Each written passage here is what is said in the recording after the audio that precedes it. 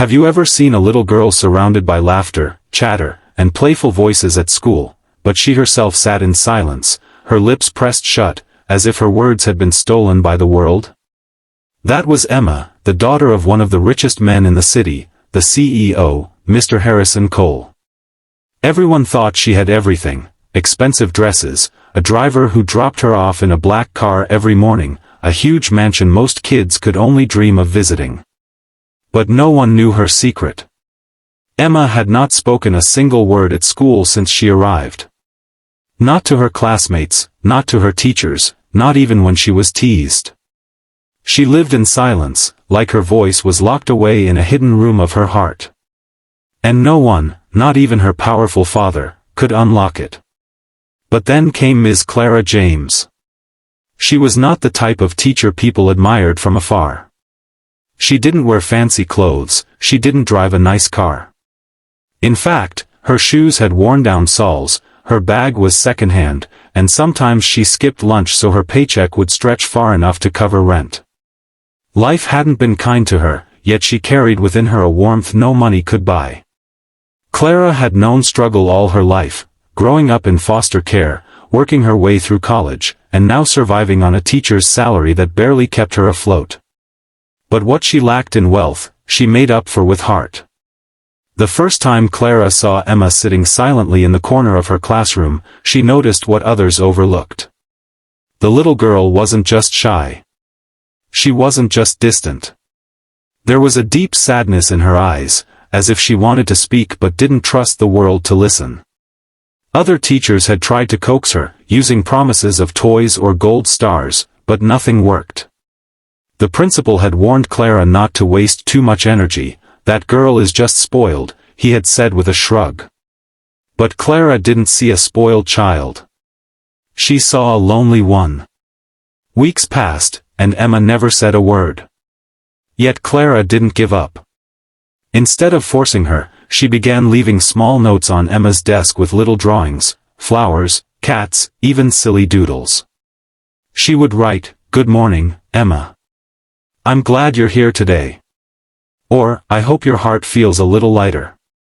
Emma never replied. But Clara noticed her holding on to those notes, tucking them carefully into her notebook as if they were treasures. And in that tiny act, Clara saw hope. One cold morning, Clara stayed late after class to clean up, when she noticed Emma still sitting at her desk, alone. The driver had not yet arrived. Clara quietly sat beside her and didn't say anything at first. Then she took a piece of chalk and drew a little bird on the blackboard. "You know," she whispered softly, "sometimes birds don't sing because they're afraid no one will hear them. But the truth is, even the smallest bird's song can fill an entire forest." She glanced at Emma and smiled. "Your voice is like that, Emma. It may feel small, but it's stronger than you think."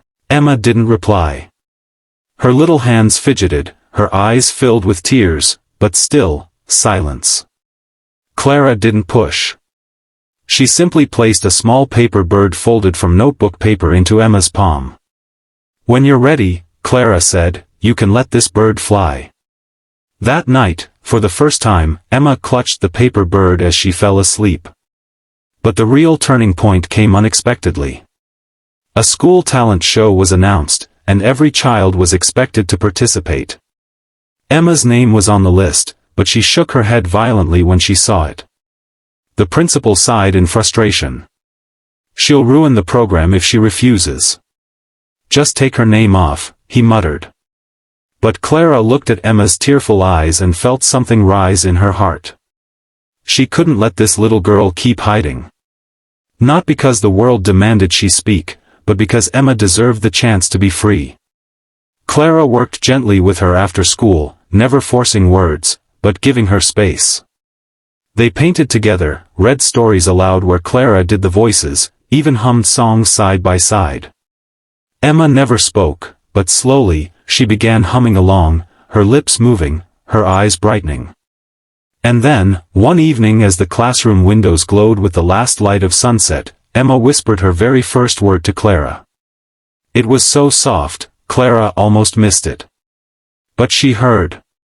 Emma said, "Bird." She was holding the paper bird Clara had once given her. Tears filled Clara's eyes instantly, and she hugged the child tight. It was the beginning of a miracle. The night of the talent show, the auditorium was packed. Parents filled the seats, including Mr. Harrison Cole, the Millionaire CEO himself. He sat in the front row, his face expressionless, his phone buzzing with emails he pretended to read. Everyone whispered about his daughter, expecting nothing. When Emma walked onto the stage holding that same little paper bird, the crowd grew silent. For a moment, she just stood there, frozen under the lights. Clara was in the wings, whispering, "You can do it, Emma. Let your bird fly." And then, against all odds, Emma spoke. Her voice trembled, but it carried across the entire hall. "This is my bird. My teacher told me it can fly when I'm ready. Tonight. I think it's ready." Gasps filled the room. Some parents covered their mouths. Others began to clap softly, afraid to break the moment. And then Emma began to recite a short poem Clara had written for her, each word careful but strong.